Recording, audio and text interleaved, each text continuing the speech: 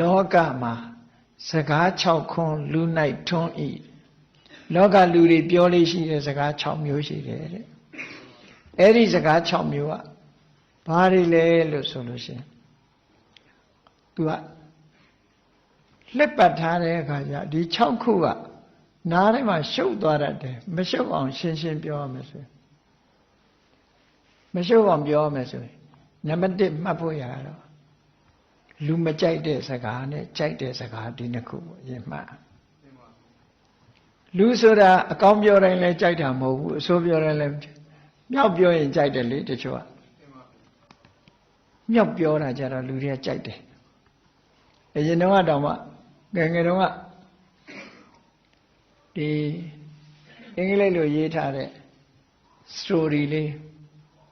100 story ထဲမှာအမြောက်ကြိုက်တဲ့အကြောင်းလေးကိုရေးထားရှိတယ်မြောက်ကြိုက်တဲ့အရာတထေးတယောက်ကတထေးတယောက်စီကသူကကျွေးယူထားကျွေးယူထားတော့အဲ့ဒီလူလာတိုင်းသူကရှောင်းနေတယ်အမြဲတမ်းရှောင်းနေတာတရက်တော့အဲ့ဒီတထေးကြီးကမြင်းကြီးစီးပြီးတော့လာတယ်သူကလည်းအဲ့ဒီလမ်းလာတော့ပက်ပင်းမှတွေ့ကျွေးတင်တဲ့ကောင်နဲ့ပက်ပင်းမှတွေ့တော့တိမ့်လို့မရကြတိမ့်လို့မရတဲ့အခါကျတော့သူကဘာလုပ်တုံးဆိုတထေးကြီးမြင်းကြီးကလှလိုက်တာတထေးကြီးစီးသွားတာလဲအတမဒီစတိုင်ကြတာပဲကဆုံပေါက်ပြီးတော့ပြေးမယ်ဆိုရင်ဘလောက်များကြည့်ကောင်းလိုက်မလဲဆိုဟိုကကြာပေါ်လေးရှုံးကနေရိုက်ပြီးတော့မြောက်တာကြိုက်တာကိုအဲ့ဒါနဲ့သူလွတ်သွားတယ်ကျွေးတောင်းဖို့ရမေ့သွားတယ်မြောက်လိုက်တဲ့အခါကျတော့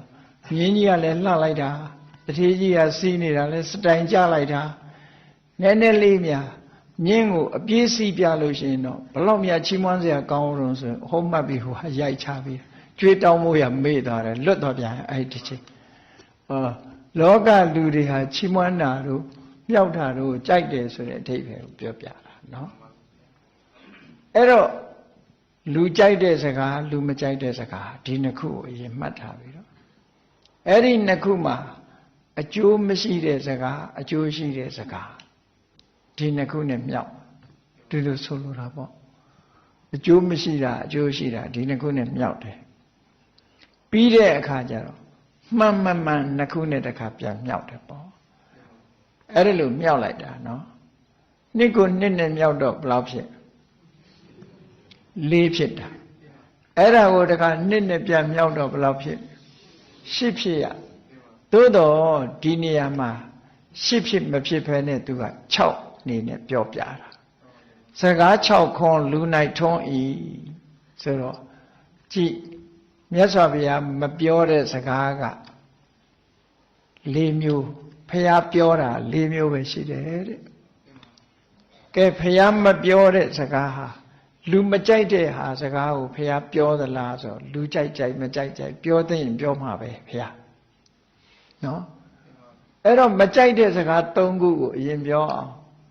လူမကြိုက်တဲ့စကားနားထောင်တဲ့ပုဂ္ဂိုလ်ကမကြိုက်ဘူးအဲ့ဒီမကြိုက်တဲ့စကား3ခုဆိုတာဘာလဲလို့ဆိုရင်မမှန်ဘူးတဲ့အကျိုးမရှိဘူးစကားတစ်ခုကမမှန်ဘူးအကျိုးမရှိဘူးလူမကြိုက်ဘူးနားထောင်တဲ့လူကမကြိုက်ဘူး